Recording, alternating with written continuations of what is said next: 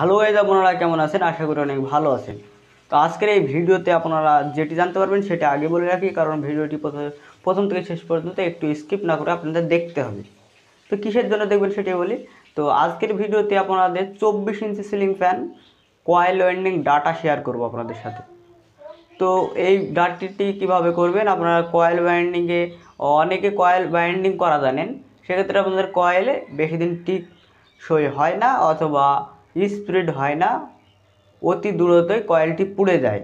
তো আপনাদের এটির কারণ হতেই পারে যে আপনাদের টানের কোনো গড়বড় আছে বা আপনাদের টান ঠিকঠাক দিতে পারছেন না অথবা আপনারা জানেন না। তো আজকের এই ভিডিওতে সেটাই বলবো যে আপনারা কত টান দিলে আপনাদের কয়েলটি দীর্ঘস্থায়ী হবে এবং আপনার কয়েলটি স্প্রিড ফ্যানের ভালো বা ঠিকঠাক থাকবে। তো এটি নিয়ে আজকের ভিডিও। তো ভিডিওটি যদি একটি লাইক পাওয়ার যোগ্য হয় লাইক দেবেন এবং চ্যানেলটিকে সাবস্ক্রাইব করে পাশে থাকা বেল আইকনটিকে অল সিলেক্ট করবেন।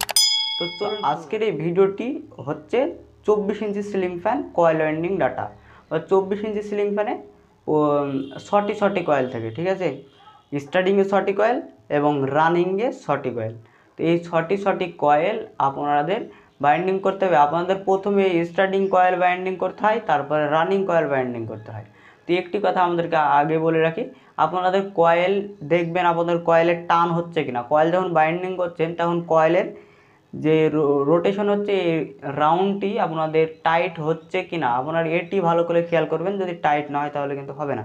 আপনাদের কয়েলটি ভালো করে টাইট করবেন, তারপরে আবার বার্নিশ দেবেন, ঠিক আছে? তো কয়েল টাইট না ভালো হলে হবে না। তো আমি যে টান আজকে বলবো এটি দিয়ে আপনাদের দেখবেন আপনাদের স্পিড হচ্ছে কিনা, আপনারা কয়েলের দীর্ঘস্থায়ী হচ্ছে কিনা। কারণ আমি আজকে যে ডাটা বলবো সেটি হলো আমি ব্যবহার করি, মানে আমার ডাটা আপনাদের সাথে আজকে শেয়ার করছি, কারণ আপনারা জানেন এই ডাটা অনুযায়ী কাজ করতে পারেন। আমি যেভাবে করি সেভাবে আপনাদেরকে বলবো।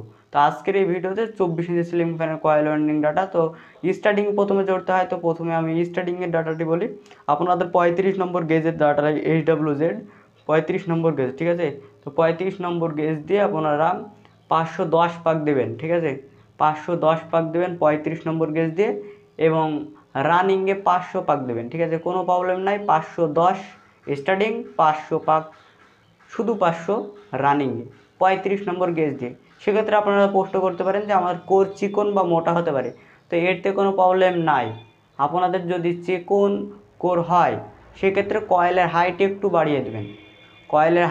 বাড়িয়ে দেবেন, আর যদি মোটা কোর হয় তাহলে সেম করে দেবেন। তো এটি ট্রিক্স, এর চেয়ে বেশি কিছু না।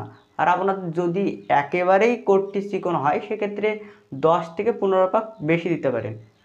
তো এটি ছিল ভিডিও, আমি যেটা করি সেটি আপনাদেরকে বললাম। তো ভিডিওটি একটি লাইক পাওয়ার যোগ্য হলে অবশ্যই লাইক দেবেন এবং চ্যানেলকে সাবস্ক্রাইব করে পাশে বেল আইকনটি অল সিলেক্ট করবেন। সবাই ভালো থাকেন, পরের ভিডিও দেখা হচ্ছে। আর আপনারা কোনো কমেন্ট বা অনুরোধ থাকলে কমেন্ট করতে পারেন, আপনাদের মতামত জানাতে পারেন। তো সবাই ভালো থাকেন, পরের ভিডিও দেখা।